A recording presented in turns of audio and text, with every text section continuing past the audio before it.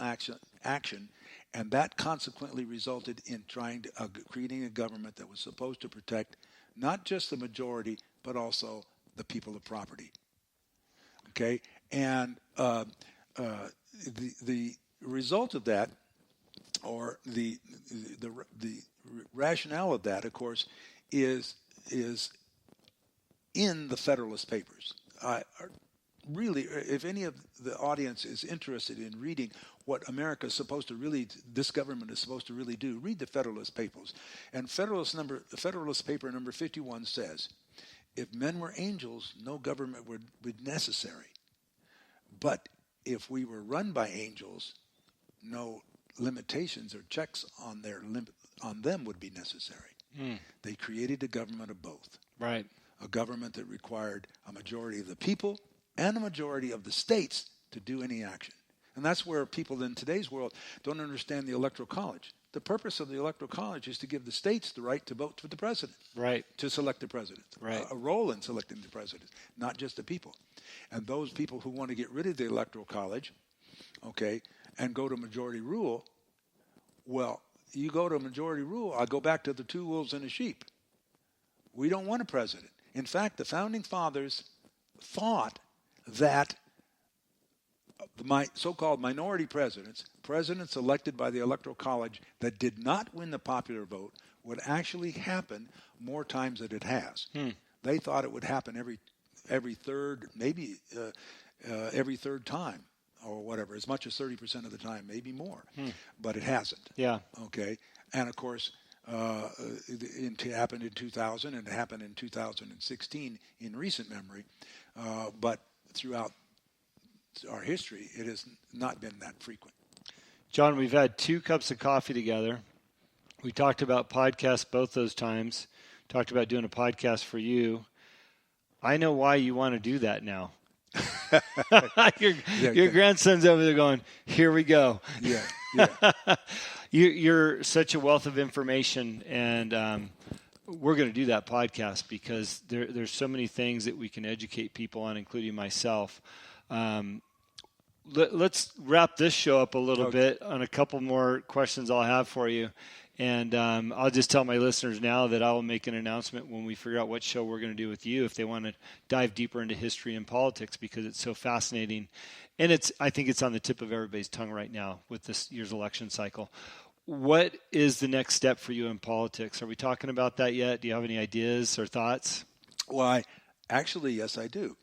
And the legislature in the state of Montana begins January 4th, and I'm on appropriations, and I'm also on the appropriations subcommittee of education. Go figure. Yeah. And so I am going to be delving into the budget of the state of Montana, the entire budget, as well as the educational agencies, diligently. In the past legislature, I was in policy, and I was in education, fish, wildlife, and parks, and then tax policies, to determine policies. So, but my future holds, I hope, is that I am planning to run for the state senate in 2 years and continue in that role to say we have, a guy at my age has to plan his carefully. I stopped buying green bananas a few years ago. That's right. So if I want to do some good for the people of Montana and the state of Montana, I have to be fairly quickly. But I have nothing beyond serving in the state senate of the state of Montana and the state house of the state of Montana. Can you tell the listeners the difference between the state senate and then the senate that we're hearing in the news every day? Okay. The Senate we're hearing in the news every day, of course, is the 2 representatives from every single state in the United States Congress. And most legislatures of the states are modeled after the United States Congress, and as is Montana's. Montana's members of the House of Representatives are elected in 100 districts, and it takes 2 districts to make that same Senate seat that represent. Originally, of course, the Senate was designed to represent only the states because they weren't elected by the people until the 17th Amendment. Okay, so and some people believe that the emergence of the colossal, gargantuan national government began with the 17th Amendment, the direct election of senators, because senators no longer represent their states, they represent the people of their state. And consequently, it is no accident that oftentimes the biggest liberals since the 1930s have been in the Senate, not in the House. Interesting. Okay, this is a big question, and we'll watch the time on it, but what clearly you have a vast background in education and politics and the maturity to have a valid opinion. What are your thoughts on this election cycle? My thoughts on this election cycle are this is a repeat of 1828. Mm-hmm. That's what the Democrats did for 4 years. They thought they had been cheated in 2016. They used everything they could to denigrate the character of the Orange Man, and that's what we have. As a historian, I see the parallels. Mm-hmm. Okay, now, the scope of what went on may be larger than any time in American history. And does Donald Trump have a legitimate claim that the election was stolen from him? Probably. Okay. However, the institution has rocked back into place. Biden will be inaugurated, and so it remains to be seen what Republicans will do. No, more importantly, it remains to be seen what will the people of the United States of America do. Will they allow this kind of action to determine the future of politics in the future? And if we do, then we will, in my humble opinion, become very similar to third world nations, third world countries. Mm-hmm. Remember that you can vote yourself into socialism, but you're going to need bullets to get out of it. Mm-hmm. Okay? And so if we vote ourselves into a socialistic government, and some people say we're already there, and we should be, I disagree, because I would point out, as I am very fond of doing, and my grandson will probably roll his eyes if he hears me say this, that this nation was founded on Christian principles that only Christianity teaches, and that is Imago Dei. We are created in God's image. We were given free will and liberty, and we are given equality by God because he said we will be judged equally under his law. And thus, life, liberty, and equality is only taught by Christianity, and it is only possible for America, which has been, as William Bradford said so many years ago, and Ronald Reagan said in his great speech, made America the shining light on the hill. Mm-hmm. So will the American people want us to return to our shining light on the hill, or will we be willing to allow us to descend into the darkness? Okay? You know, again, we could probably talk for hours, so we definitely need that other show. I was just thinking, though, as you said that, when they started taking God out of our schools and fighting to take God out of the Pledge of Allegiance and everything else, I wasn't as concerned or as alarmed. I was offended as a Christian, but I wasn't as concerned or alarmed as a U.S. citizen and what it meant to the future of our country. But now when I look back, I realize the magnitude of it because, as you just said, we were founded on those principles, and the further we get away from that, the worse shape we're going to be in. Is it reversible? I mean, I feel like 75 million Americans voted for Donald Trump and his beliefs or what he stands for. Is it reversible? Yes, it is. It is reversible until it isn't. Yeah. Okay? It all depends on what the American people decide. And, you know, there's an old saying among us Republicans is, you know, everyone's a liberal until they've been mugged. Okay, so you know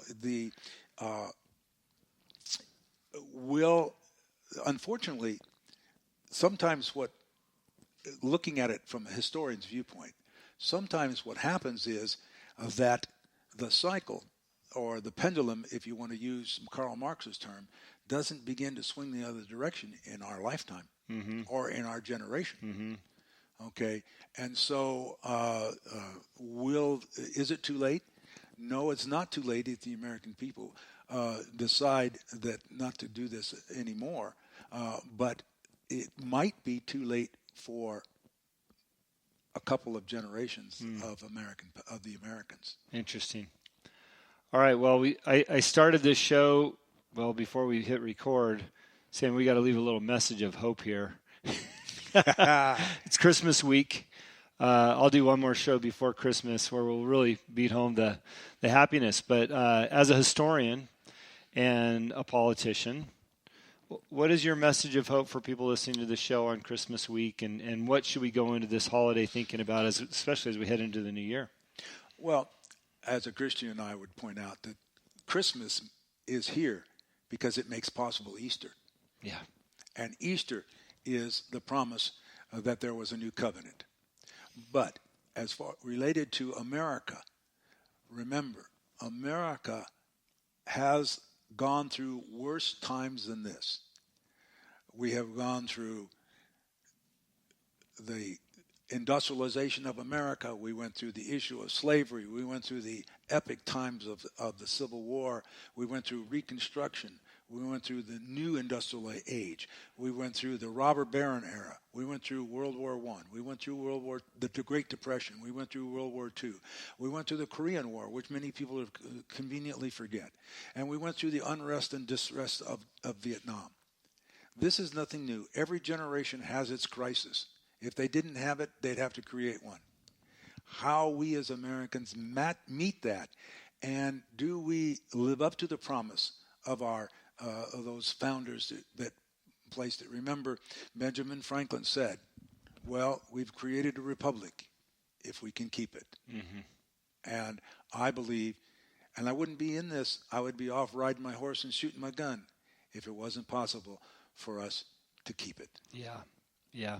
I'm going to end the show on the last line under, it's in your website, which is Fuller HD8, and it's FULLER HD, and then the number 8.com, and you've got a page on here that says thoughts, and this is why I picked up the phone and called you 2 weeks ago. The last, sentence and a half here. It says, God, why is this happening? Why don't you send someone to aid your people? Why is there so much evil and misery here? Why don't you send someone to help? ? I did send someone. I sent you. I love that line. Made me pick up the phone. I love all the things that you had written before that. And I appreciate your perspective and what you're doing for the state and the country. And if people want to find out when your podcast lands, I guess they could go to this website. That is We'll correct. put it on there. I'll put it on my show notes so they have the website. And I look forward to more history lessons, more good discussions, wealth of knowledge. And I just think people need to learn more about the history of this country and politics in general to have an understanding of what we're really going through, and hopefully it'll make a difference. Well, I appreciate the opportunity to pontificate, as some have called me, and whatever, and I appreciate your assistance in helping us. Everyone needs to do whatever they're good at to help save America. I agree. Well, I selfishly let this show keep going on. We're at about an hour. So John, let's wrap it up for the night. Your grandson's ready to do something different now. And again, thanks for coming over. Thank you so much for having me. Thank you for listening to today's show. It is my pleasure and honor to interview all of the guests that have been on the Answer is Yes podcast. If you have enjoyed the show, please go on iTunes and subscribe, give a rating, or simply tell a friend about the show. We also believe in the message of our guests and the positive influence of their stories. As my own mentor and coach, David Meltzer, has taught me, spend some time every day thinking and writing about the things in your own life that you have more than enough of. You will find out how blessed we really are. Please visit my website, livelifedriven.com, for the latest updates about me and what I'm doing. Plus, I post a monthly blog about the many topics on this show. This podcast can also be found there. As I learned early on in life, what you believe is what you will achieve. Thanks, Mark Victor Hansen, and thank you, and have a great week.